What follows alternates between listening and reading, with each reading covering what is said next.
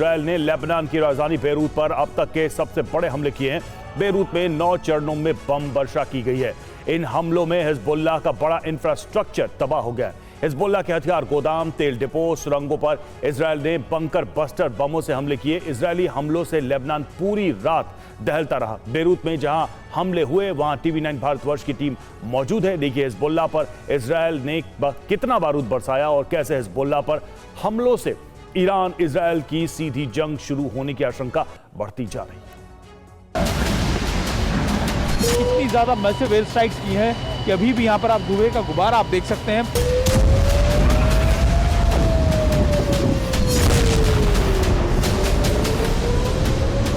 देखिए आप अगर ये आवाज सुन रहे हो, फिर यहाँ पर पीछे की तरफ बड़ी दूसरी जगह एयर स्ट्राइक्स की गई हैं।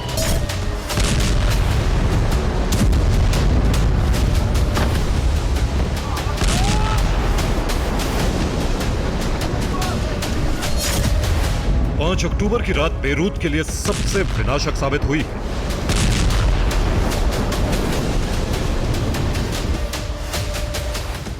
इजराइल ने दक्षिणी बेरूत के कई इलाकों को मलबे खंडर में बदल दिया। पूरी रात बेरूत का बड़ा इलाका इजरायली वायुसेना के हमलों से दहलता रहा।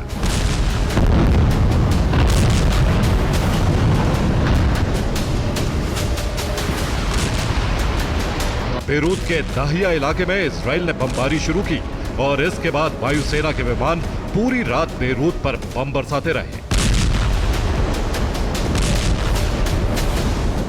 रात भर में इजरायली सेना ने बेरूत पर 100 टन से ज्यादा बारूद बरसाया।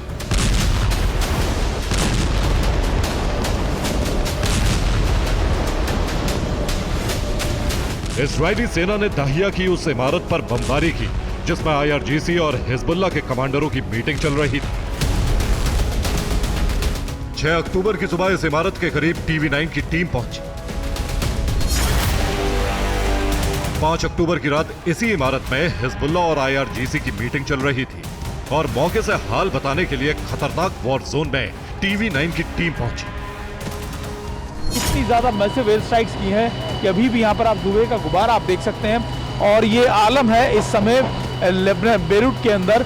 और ये बेरूत वो इस समय वॉर फ्रंट बन चुका है जहाँ पर कभी भी कुछ भी हो जाता है। और देखिए अभी क्योंकि मैं आपको इसलिए समझाने की कोशिश कर रहा था कि अभी देखिए अब यहाँ के ताज़ा हालात क्या। हालांकि अभी हमको कहा गया है कि जब तक ये अपनी काबू ना पाले तब तक आप इनसे दूर रहिएगा, क्योंकि कभी भी यहाँ के इन इलाकों के अंदर बड़ी एयर स्ट्राइक्स दोबारा से कर दी जाती है, क्योंकि जब भी हिजबुल्लाह के दूसरे कमांडर्स यहाँ मौजूद होते हैं। और देखिए आप अगर ये आवाज़ सुन रहे हो, फिर यहाँ पर पीछे की तरफ बड़ी दूसरी जगह एयर स्ट्राइक्स की गई हैं।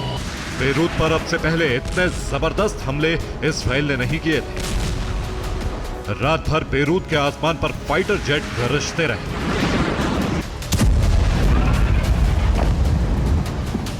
बेरूत पर रुक रुक कर बमबारी होती रही। 5 अक्टूबर की रात इजराइल ने 9 चरणों में बेरूत पर बमबारी की। बेरूत पर 30 से ज्यादा बार बमबारी की गई। बेरूत के रफीक अल हरीरी इंटरनेशनल एयरपोर्ट के पास भी बम बरसाए गए। एयरपोर्ट के करीब गोल्डन प्लाजा पर सबसे ज्यादा हमले किए गए। इजरायली बमबारी से बेरूत एयरपोर्ट की बिजली सप्लाई ठप हो गई। दक्षिणी बेरूत के लाइलाकी, ताहविता, बुर्ज अल पराजने और हारित पर सबसे ज्यादा बम बरसाए गए। दक्षिणी लेबनान पर यह अब तक के सबसे बड़े हमले हैं। नुकसान समझिए, इम्पैक्ट समझिएगा उस वेपन्स का। ये देखिए हिजबुल्लाह के जो अपने जो आप कह सकते हैं फ्लैग्स, और वो वहाँ आप देख सकते हैं।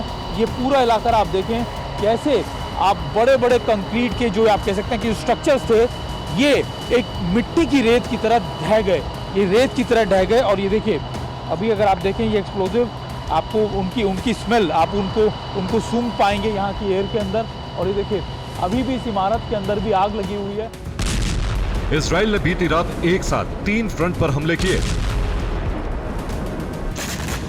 लेबनान पर 30 से ज्यादा स्ट्राइक की गई और इसके साथ ही 5 अक्टूबर की रात इजराइल ने गाजा पर भी हमले किए। अरब मीडिया के मुताबिक गाजा पर 60 से ज्यादा हमले किए गए। लेबनान में 13 लोगों की मौत की खबर है तो गाजा में 30 लोग बमबारी में मारे गए हैं। सीरिया में इस्लामिक रेजिस्टेंस के ठिकानों पर भी बीती रात इजराइल ने हमले किए। 5 अक्टूबर के बेरूत हमलों में हिजबुल्लाह को सबसे ज्यादा नुकसान हुआ है। और इजरायली वायुसेना ने पूरी रात बेरूत के दक्षिणी इलाकों पर बमबारी की। इस हमले में हिजबुल्लाह की 250 मीटर लंबी सुरंग नष्ट कर दी गई। हिजबुल्लाह के हथियार गोदामों पर हमले किए गए और इसमें बहुत बड़ी संख्या में हथियार नष्ट हुए हैं। इसके साथ ही हिजबुल्लाह की एलीट रवादान ब्रिगेड के कैंप पर भी हमले किए गए। बीती रात इजरायल के हमलों में हिजबुल्लाह के 440 लड़ाके मारे गए हैं। इसके साथ ही हिजबुल्लाह के फ्यूल डिपो भी नष्ट कर दिए गए। इजराइल के हमलों से हिजबुल्लाह के इंफ्रास्ट्रक्चर को काफी नुकसान पहुंचा है। गाजा की तरह ही हिजबुल्लाह ने भी दक्षिणी लेबनान में सुरंगों का लंबा जाल तैयार किया है। बीती रात इजरायली सेना ने दक्षिणी लेबनान की एक सुरंग को तबाह कर दिया और इसकी तस्वीरें भी जारी की।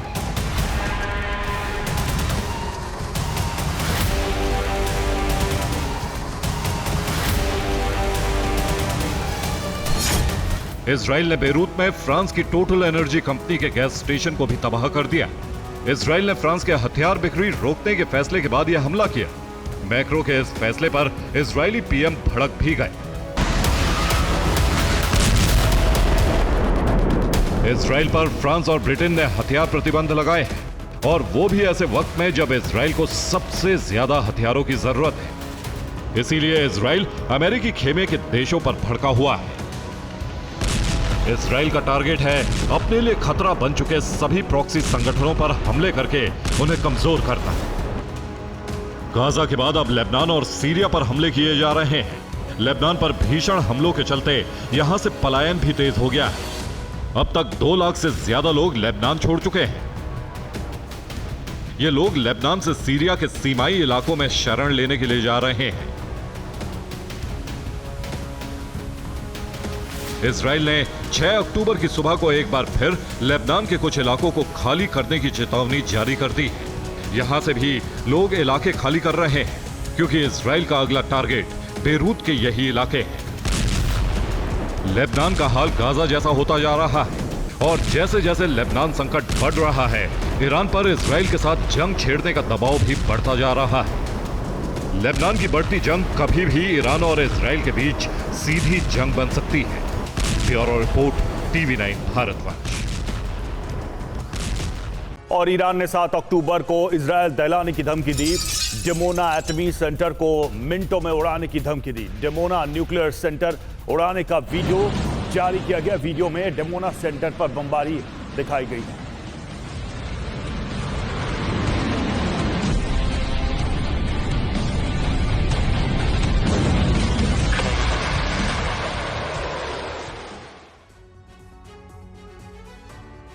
प्रॉक्सी संगठन ईरान की सबसे बड़ी ताकत है, जिसकी सप्लाई चेन इजरायल ने काट दी है। खबर है कि ईरान की कुड्स फोर्स के कमांडर इस्लाम कानी मारे जा चुके हैं। दावा है कि कानी की मौत लेबनान के दाहिया में हुई।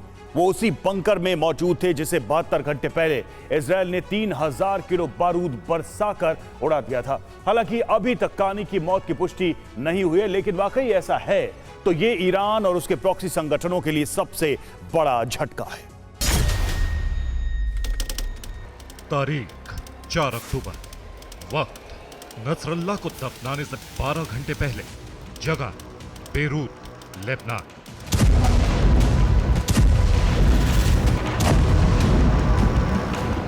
इजरायल एयरफोर्स ने बेरूत के दाहिया में बड़ी एयर स्ट्राइक की। एक के बाद एक 15 स्ट्राइक से पूरा इलाका दहल उठा।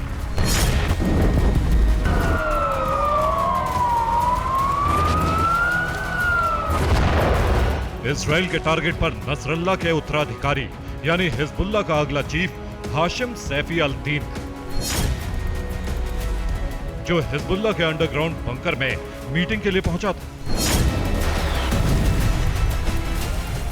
हमलों में हाशिम सैफी की मौत का दावा किया जा रहा है, लेकिन अब जो खबरें निकलकर सामने आ रही हैं, उसने पूरे मिडिल ईस्ट को हिलाकर रख दिया है।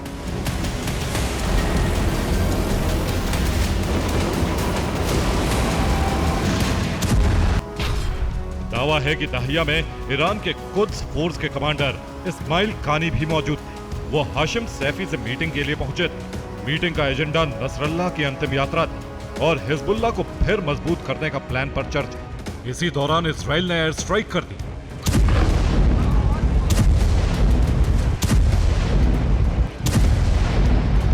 स्ट्राइक के वक्त अगर मीटिंग में कानी मौजूद था तो उसके जिंदा होने की उम्मीद बेहद कम है, क्योंकि इस मीटिंग में मौजूद Hezbollah commander Mohammad Rashid Saqafi और मोहम्मद यूसुफ अनीसी के मारे जाने की पुष्टि हो चुकी है। वहीं हमले के बाद से हाशिम सैफी का कोई अता पता नहीं।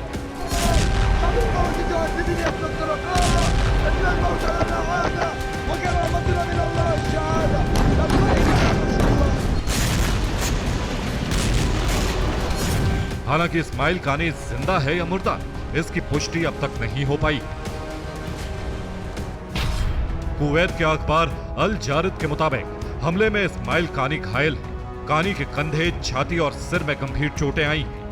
वहीं सऊदी अरब के अखबार ने सूत्रों से खबर दी है कि इजराइल हमले में कुद्स फोर्स का कमांडर इस्माइल कानी मारा गया है।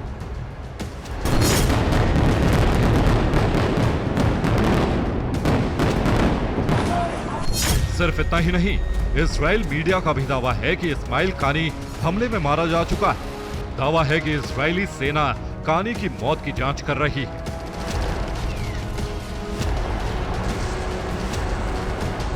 दाहिया में आईडीएफ का हमला अब तक का सबसे बड़ा बंका बस्टर हमला माना जा रहा है। दावा है कि इजराइल का यह विस्फोट नसरल्लाह पर हुए हमले से भी बड़ा और विध्वंसक था।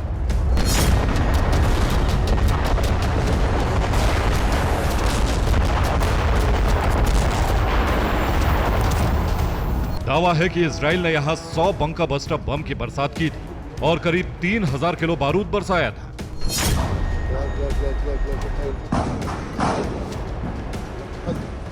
दावा है कि इजराइल के इतने बड़े हमले के पीछे यहां कुद्स कमांडर कानी का मौजूद होना था। लेकिन सवाल है कि हमले में कानी की मौत या घायल होने की खबरों का आधार क्या है?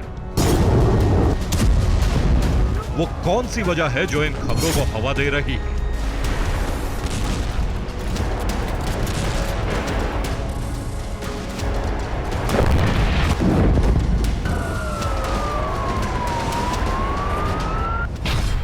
वजह नंबर 1, इस्माइल कानी की नसरल्लाह के जनाजे में शामिल होने की खबर थी, लेकिन सूत्रों के मुताबिक वो जनाजे में नहीं पहुंचे।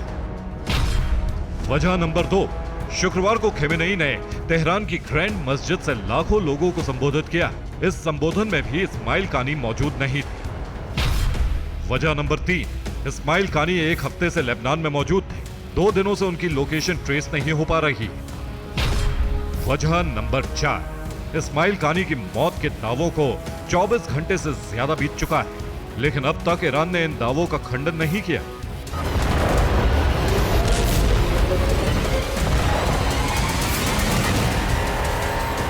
नसरल्लाह का फ्यूनरल और खेमनेई का संबोधन, इन दोनों जगहों पर इस्माइल कानी की गैर मौजूदगी जहां शक पैदा कर रही है, वहीं ईरानी सरकार की चुप्पी इस शक को यकीन में बदल रही है। बड़ी खबर, 7 अक्टूबर को इजराइल पर फिर से बड़ा हमला। इजराइल ने, हिजबुल्लाह ने मिसाइल से किया है हमला। हाइफा और तिब्रियास शहर में मिसाइल से अटैक किया गया है। मिसाइल हमले के बाद अफरा तफरी का माहौल। हमले में 4 लोग घायल हुए।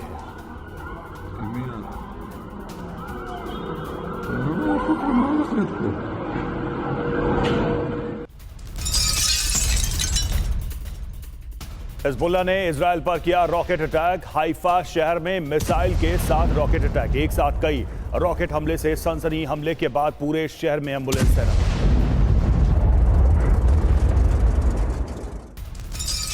देर रात इजराइल पर हिजबुल्लाह का हमला। एक साथ दर्जनों रॉकेट अटैक। इजराइल के हाइफा और तिब्रियास में एयर रेड अलर्ट।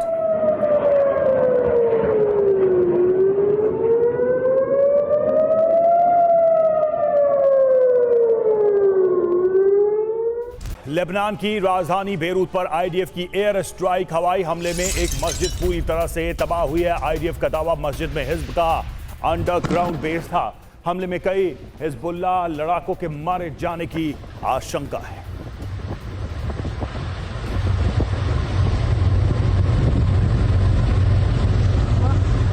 तो इजरायल से ऐलान हो चुका है और ईरान पर एक बड़े हमले का काउंटडाउन जारी है, लेकिन सवाल है कि इजरायल कहां और कैसा हमला करेगा।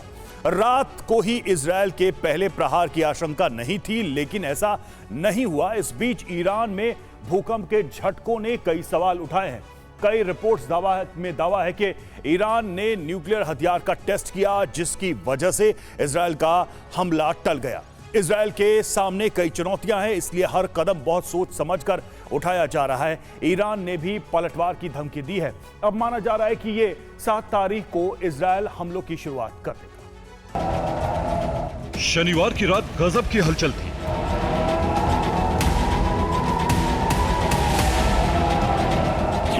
ऐसा लग रहा था कि बस कुछ देर में इसी तरह से कई मिसाइलें लॉन्च होंगी।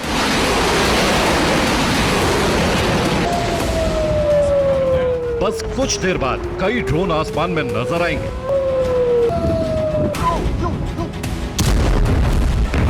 इन्हीं आशंकाओं के बीच इजराइल के पीएम नेतन्याहू सामने आए। उन्होंने जो बातें कही, उससे कुछ ही पल में ईरान पर हमले की आशंका और मजबूत हो गई।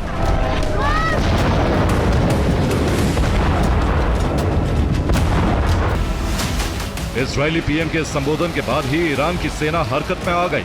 तमाम air defence high alert mode में आ गए।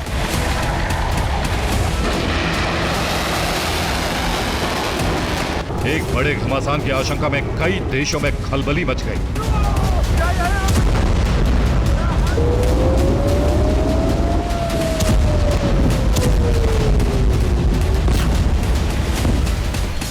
अरब देशों से उड़ने वाले विमानों ने रूट बदल लिया।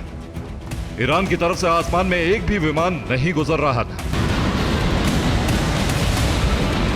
ईरान ने भी एक बड़ा ऐलान किया।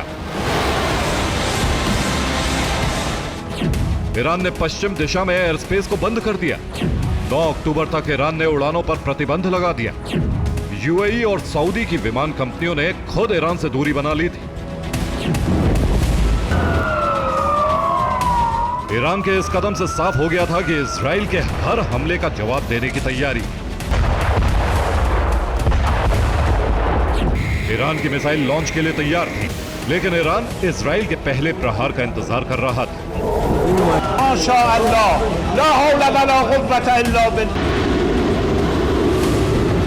ईरान के करीब समुद्र में भी हलचल थी। ईरान ने शनिवार से पहले ही अपने बंदरगाहों को खाली करा लिया था। ईरान की नौसेना के जहाज समुद्र में लौट गए थे।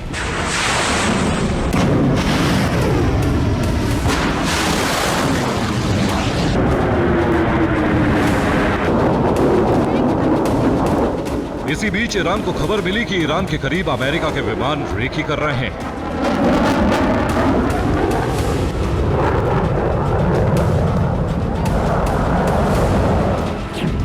रिपोर्ट के मुताबिक ईरान के करीब अमेरिकी -8 विमान के होने की जानकारी मिली। -8 का इस्तेमाल अमेरिकी खुफिया एजेंसी CIA करती है। इसी के साथ अमेरिकी वायुसेना के 2 टोही विमान भी ईरान के करीब थे।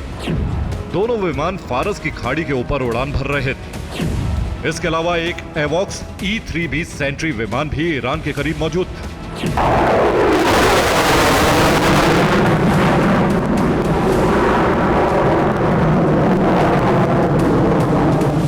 अमेरिका के इतने जासूसी विमानों की मौजूदगी का मतलब यही निकाला गया कि इजराइल के हमले से पहले अमेरिका ईरान की तैयारियों की निगरानी कर रहा था। लेकिन तभी एक और बड़ी खबर है।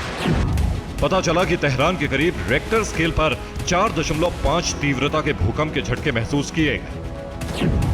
जिस इलाके में भूकंप आया, वहां ईरान का न्यूक्लियर ठिकाना है। आशंका है कि ईरान ने परमाणु बम का एक और टेस्ट किया है। अंडरग्राउंड टेस्ट की वजह से ही तेहरान के आसपास झटके महसूस किए गए। युद्ध का माहौल और हमले की आशंका के बीच ईरान में आए भूकंप को कुदरती नहीं माना जा रहा है। अमेरिका के इतने जासूसी विमानों की मौजूदगी भी ईरान में न्यूक्लियर टेस्ट की आशंका को मजबूत कर रही है। इन तमाम घटनाओं के बीच आखिरकार इजराइल की तरफ से ईरान पर हमला भी नहीं हुआ। एक्सपर्ट्स के मुताबिक इजराइल हमला करने के लिए तो तैयार है, लेकिन हमला कहां किया जाए ये तय करना मुश्किल हो रहा है। इजराइल तमाम तैयारियों के बावजूद लाचार क्यों है, ये आपको दिखाते हैं। इजराइल ईरान को बहुत बड़ा नुकसान पहुंचाना चाहता है, लेकिन ईरान के बड़े ठिकाने जमीन के नीचे मौजूद हैं। ईरान ने अपनी मिसाइलों और ड्रोन को रखने के लिए अंडरग्राउंड गोदाम बनाया हुआ है। इन ठिकानों पर पहाड़ का मजबूत कवच है, इस पर धमाके बेअसर होते हैं। इनकी एंट्री पर हमला मुमकिन है, लेकिन ये धमाकों को झेलने की ताकत रखते हैं। ईरान अपने न्यूक्लियर मिशन के लिए जिन 2 ठिकानों पर यूरेनियम का संवर्धन कर रहा है, वो दोनों प्लांट भी जमीन के नीचे हैं। ईरान का फोर्दो न्यूक्लियर प्लांट और नतांज न्यूक्लियर सेंटर भी पहाड़ के नीचे है, जहां कंक्रीट की दीवार मौजूद है। ये ठिकाने जमीन से कई मीटर नीचे हैं। अब इजराइल की पहले की तरह ईरान के एयर डिफेंस पर हमला कर सकता है, जो कि तेहरान, इस्फहान और फारस की खाड़ी में तैनात है।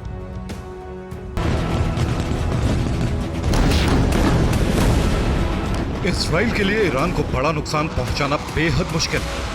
ईरान की न्यूक्लियर साइट या किसी मिलिट्री ठिकाने को तबाह करने के लिए इजराइल को अमेरिका की मदद लेनी पड़ेगी।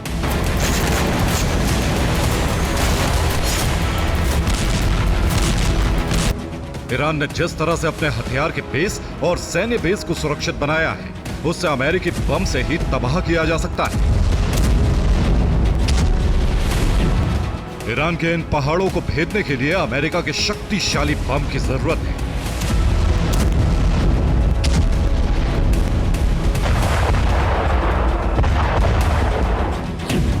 अमेरिकी GBU-57A/B बम ईरानी पहाड़ों को भेद सकते हैं। अमेरिका का यह बम जमीन के भीतर कई मीटर नीचे जा सकता है। पत्थर और मजबूत कंक्रीट की दीवारों को भेदने की ताकत रखता है। लेकिन अमेरिकी बम को ड्रॉप करने के लिए भी इजराइल को अमेरिकी बॉम्बर की मदद लेनी होगी। अमेरिका के B-2 स्पिरिट बॉम्बर से ही GBU-57 बम से हमला किया जा सकता है। अमेरिका हालांकि इजराइल की पूरी मदद कर रहा है। शनिवार की रात अमेरिकी सेंट्रल कमांड के चीफ टेल अवीव में थे। हमले की प्लानिंग को फाइनल करने में सेंट्रल कमांड के चीफ की अहम भूमिका थी। माना जा रहा है कि इजराइल के वैसे टारगेट सेलेक्ट किए हैं जो जमीन पर हैं और जिन पर हमला करना आसान हो सकता है। इजराइल के तेल ठिकानों पर हमला किया जा सकता है। फारस की खाड़ी में खार्ग द्वीप पर बड़ा तेल ठिकाना है। इराक की सीमा के करीब भी ईरान का तेल भंडार है। इजराइल ईरान के राष्ट्रपति भवन और सुप्रीम लीडर खामनेई के घर को भी निशाना बना सकता है। इसके अलावा IRGC के मुख्यालय पर भी बमबारी की जा सकती है।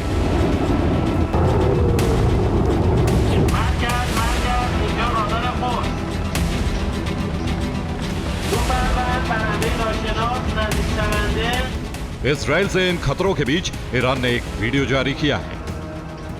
ईरान ने वीडियो से अपनी सेना की तैयारी और ताकत का प्रदर्शन किया है। ईरान ने वीडियो से धमकी दी है कि इजराइल के हर हमले का कैसे जवाब दिया जाएगा।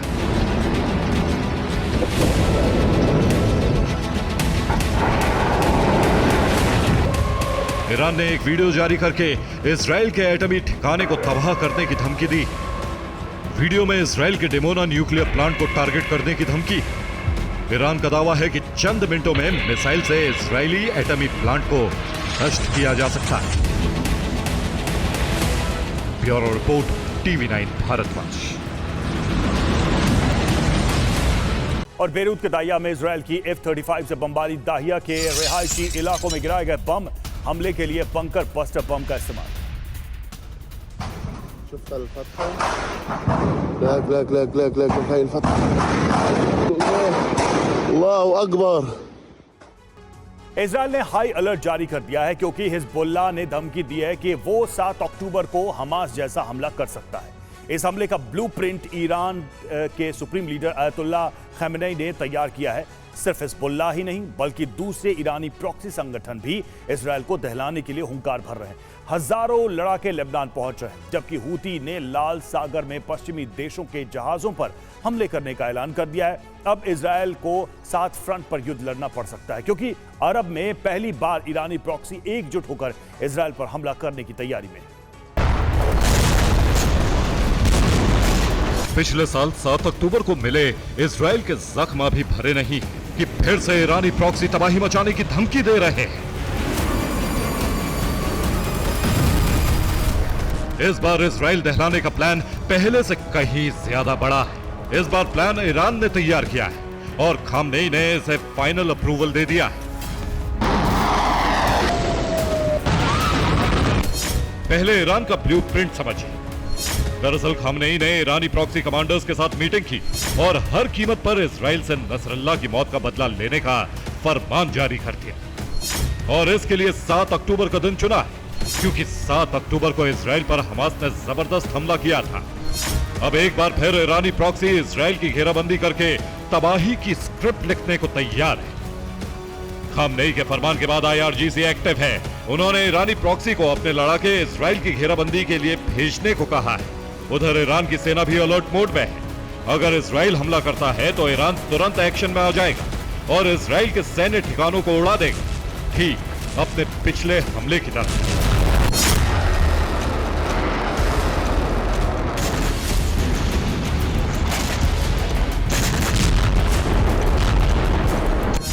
जबकि इजराइल को इसका अंदेशा है, इसलिए 3 लेयर डिफेंस सिस्टम लगा दिया गया है। मोसाद के एजेंट उन तमाम देशों में जा घुसे हैं जहां से इजराइल पर हमला हो सकता है। इजराइल की तरफ से बयान जारी हुआ है, हम पूरी तरह से तैयार हैं। 7 अक्टूबर की बरसी आतंकियों का समूह हमारे देश में घुसने की कोशिश करेगा। हमारी सेना उन्हें कुचल कर रख देगी। बॉर्डर पर हाई लेवल की तैयारियां हमने की, यानी इजराइल इस वक्त पूरी तरह सतर्क है। वो किसी भी कीमत पर 7 अक्टूबर को दोहराने नहीं देगा। जबकि ईरानी प्रॉक्सी 7 अक्टूबर पार्ट 2 का खूनी खेल खेलने पर आमद है।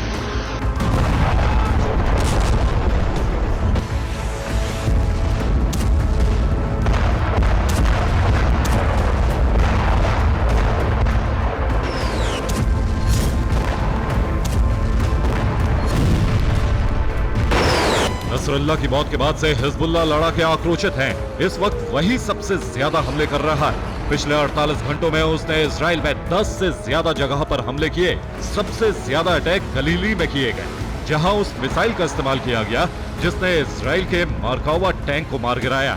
पिछले 6 दिन में 6 टैंक हिजबुल्लाह ने मार गिराए। दूसरी तरफ हूती के लड़ाके बोट में बैठकर इजराइल की तरफ निकल पड़े, जबकि लाल सागर में पश्चिमी देशों के जहाजों को निशाना बनाया जा रहा है। ब्रिटिश ऑयल टैंकर पर हमला करने के बाद टास्क फोर्स पर रॉकेट दागे, जिसके बाद अमेरिका ब्रिटेन ने ज्वाइंट ऑपरेशन चलाया और यमन में हूती ठिकानों पर हमले किए।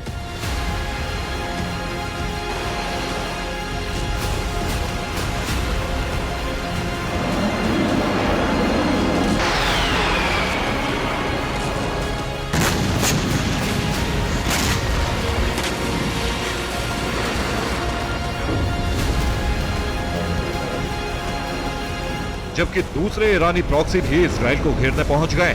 उत्तरी बॉर्डर के अलावा गोलन हाइट्स फ्रंट पर बड़ी जंग होने के आसार बन चुके हैं।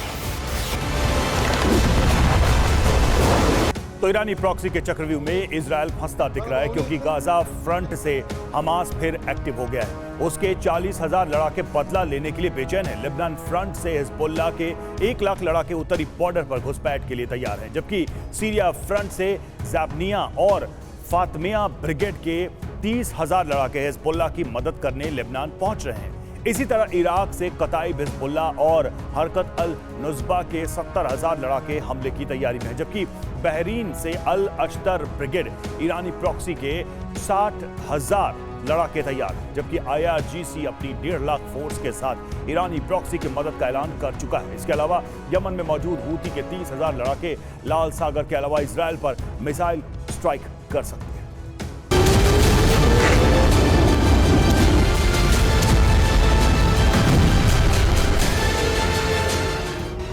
हालात ऐसे हैं कि हिजबुल्लाह ने तो हमले शुरू भी कर दिए हैं। उत्तरी बॉर्डर पर यह मिसाइल स्ट्राइक का वीडियो है, जिसमें एक साथ कई मिसाइल उत्तरी बॉर्डर पर गिरे।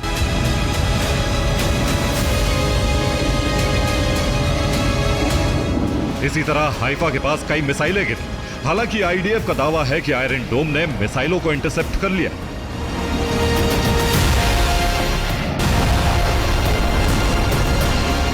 हिजबुल्लाह के हमले इतने विध्वंसक थे कि एक पुलिस स्टेशन पूरी तरह खाक हो गया। ये उसी का वीडियो है।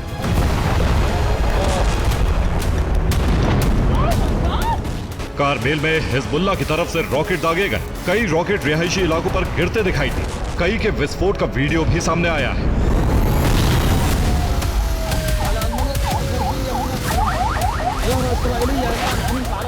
हिजबुल्लाह ने दावा किया है कि उसने पिछले 48 घंटे में 100 से ज्यादा जगह हमले किए।